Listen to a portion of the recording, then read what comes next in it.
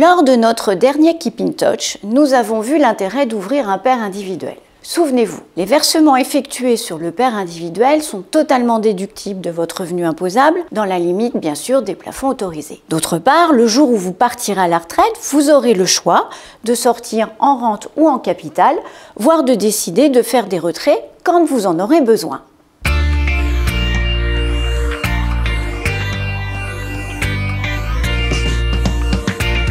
Vous pouvez tout à fait décider de transférer votre PERP et votre Madelin sur votre nouveau PER individuel. Quels sont les avantages à faire cette opération? Tout d'abord, le jour où vous partirez à la retraite, vous aurez le choix de sortir tout ou partie de l'épargne constituée en capital. Vous pourrez ainsi décider librement de faire des retraits quand vous en aurez besoin ou encore de sortir en rente une partie de l'épargne constituée. A contrario, le contrat Madelin n'offre qu'une sortie en rente et le PERP vous contraint à sortir en rente à hauteur de 80% du capital acquis.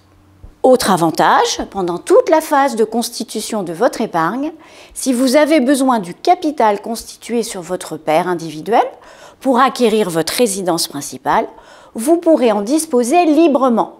Sachez que ni le PERP ni le contrat Madelin n'offrent cette possibilité. Par conséquent, l'épargne ainsi transférée de vos contrats d'épargne Madelin et de vos PERP pourra aussi être consacrée au financement de l'acquisition de votre nouvelle résidence principale, bien sûr si vous le souhaitez.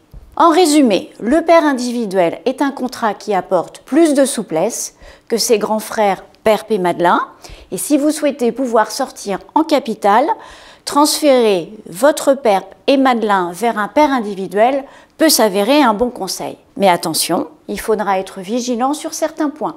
Je vous propose d'évoquer ces points de vigilance lors d'un prochain Keep in Touch. Alors, Keep in Touch et à bientôt!